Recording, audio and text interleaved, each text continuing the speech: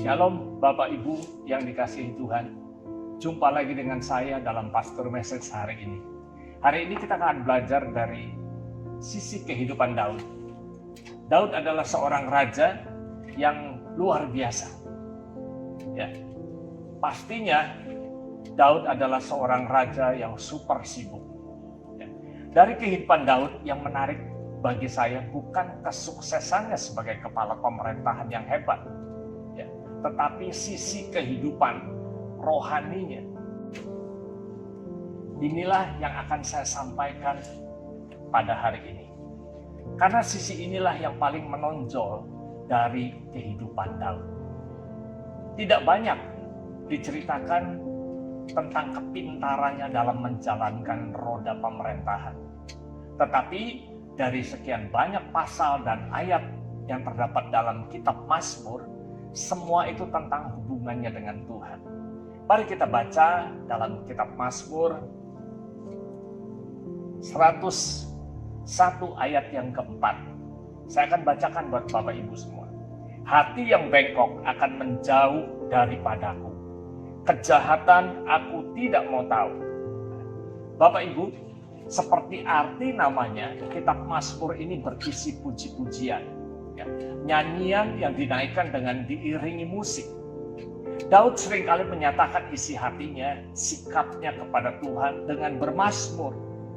Dari ayat ini kita dapat melihat bahwa Daud memposisikan dirinya tulus dan lurus jalannya di hadapan Tuhan. Dan dia tidak mau menyentuh yang namanya kejahatan. Daud bukan orang yang sempurna. Dia pernah jatuh dalam dosa, tetapi dia bertobat dan tidak melakukannya lagi. Bapak Ibu tahu alasannya kenapa Daud bertobat dan tidak melakukannya lagi?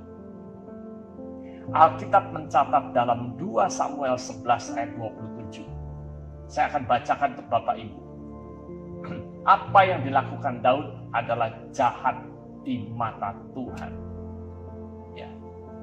Daud sadar dia telah melakukan kejahatan. Dia ditegur oleh Nabi Nathan. Ya.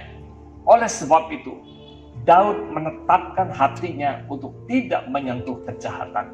Sekalipun dia mampu dan memiliki kesempatan untuk membalas kejahatan yang ditujukan kepadanya.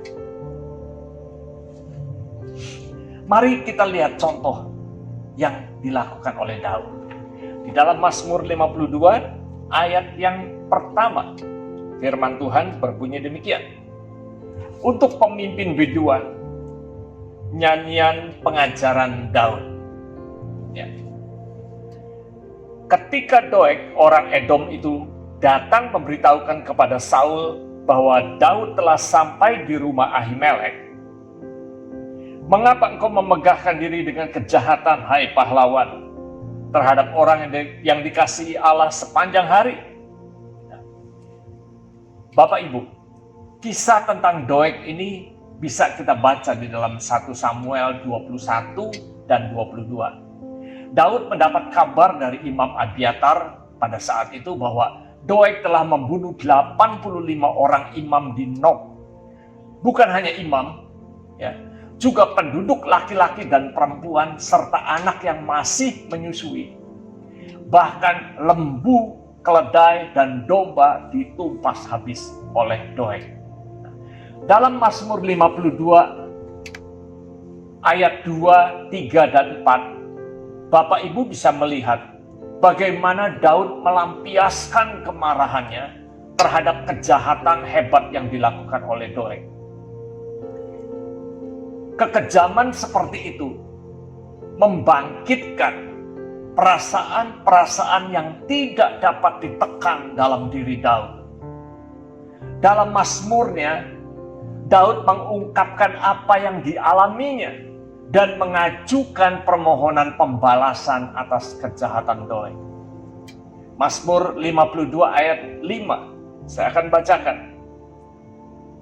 Tetapi Allah akan merobohkan engkau untuk seterusnya. Ia akan merebut engkau dan mencabut engkau dari dalam kemah, membantu engkau dari dalam negeri orang-orang hidup. Selah. Ayat ini berarti Daud sendiri tidak melakukan balas dendam. Sebaliknya, dia meminta kepada Allah yang adil untuk menghakimi kejahatan. Daud juga memiliki kesempatan untuk membunuh musuhnya, yaitu Saul. Tetapi dia tidak melakukannya. Bahkan dia melarang orang lain untuk membunuh musuhnya. Daud tetap menjaga hatinya agar tidak bengkok. Tetap tulus dan lurus jalannya. Bapak Ibu, mari kita renungkan firman Tuhan hari ini. Sebagai penutup saya akan bacakan firman Tuhan di dalam Roma 12 ayat yang ke-9. Firman Tuhan berbunyi demikian. Saudara-saudaraku yang kekasih, janganlah kamu sendiri menuntut pembalasan, tetapi berilah tempat kepada murka Allah, sebab ada tertulis, pembalasan itu adalah Hakku. Akulah yang akan menuntut pembalasan, firman Tuhan.